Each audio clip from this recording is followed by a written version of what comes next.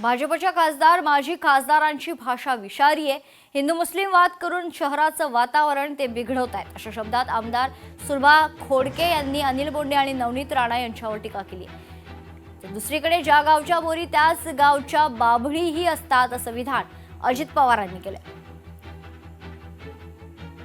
विषारी भाषा करून जो काही पक्ष आहे तो या ठिकाणी वातावरण बिघडवायचं काम करतोय आणि या ठिकाणी दोन समाजामध्ये तेढ निर्माणाचं काम करत आहे. दादा, आपल्याला लक्ष घालावं लागेल, आमची अमरावती शांत ठेवावं लागेल आणि या शांत ठेवासाठी आपण तसे दादा निर्देश द्याल अशी या ठिकाणी विनंती करते. इथं कुणी जर दादागिरी गुंडगिरी दहशत करत असेल तर ती गुंडगिरी मोडून काढण्याचं पण काम आपण करू शकतो. मी महाराष्ट्रामध्ये सांगतो, ज्या गावच्या बोरी असतात त्याच गावच्या बाबळी देखील असतात. त्याच्यामुळे असं कुणी समजण्याचं कारण नाही की आम्हाला पाहिजे तशा पद्धतीनं करू. अजित पवारांनी महेश लांडगेंचा भ्रष्टाचाराचा आका असा उल्लेख केला होता आणि आता त्यावरून महेश लांडगे यांनी पलटवार केलाय. आमच्या नादी लागू नका असं महेश लांडगे म्हणतायत. महेश लांडगेंकडून अजित पवारांचा एकेरी उल्लेख देखील करण्यात आलाय. या शहरातील जो भ्रष्टाचार गेले काही वर्ष चाललेला आहे त्या भ्रष्टाचाराचा आका तो आपल्याला संपवायचा आहे. त्या आकाला आपल्याला त्याची जागा दाखवायची. तुम्हाला अख्ख्या महाराष्ट्राला माहिती, मी जर कुणाचं ठरवलं तर त्याचा कार्यक्रमच करतो. अरे तू कार्यक्रम करतो तर आम्ही काय बांगडे घातलं? अरे आमचे या रणरागिणीच तुझा कार्यक्रम करतील.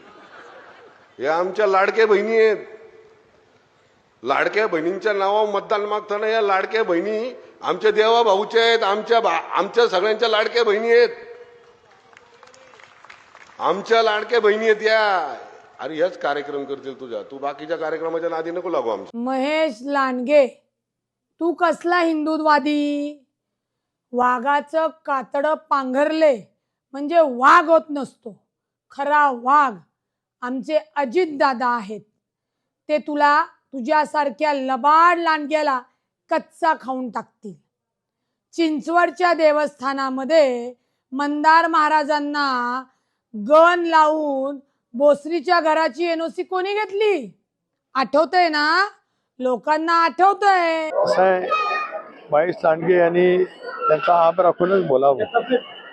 शेवटी अजितदादांच्याच पटेटीतून त्यांच्या आशीर्वादातून त्यांना पिंपरी चिंचवड महापालिकेमध्ये काम करण्याची संधी मिळाली. स्थायी समितीचं अध्यक्षपद त्या ठिकाणी मिळालं. जरूर आज आम्ही एका वेगळ्या पातळीवरती परस्परांच्या विरोधामध्ये लढतो. याचा अर्थ अशापैकी खालची टीका करणं अत्यंत अयोग्य आहे. दरम्यान महेश लांडगे यांच्यावर राष्ट्रवादीचे प्रवक्ते सूरज चव्हाण यांनी टीका केली आहे. त्यांनी नेमकं काय ट्विट केलंय पाहूयात ग्राफिक्सच्या माध्यमातून. महेश लांडगे हा सुरुवातीला अजित दादाच्या तालमीत तयार झालेला पैलवान आहे. त्यांनी एक गोष्ट लक्षात ठेवावी, वस्ताद नेहमी एक डाव राखून ठेवत असतो. दादा ज्यावेळी डाव टाकतील त्यावेळी लांडगेच चित्त होणं ठरलेलं आहे. लांडगे सारखा लुटारू पैलवान पुन्हा राजकीय मैदानात दिसणार नाही याचीही काळजी घेतील. बापाची चप्पल पायात आली म्हणजे लांडगेंनी स्वतःला शहाणं समजू नये, असं ट्विट सूरज चव्हाणांनी केलंय.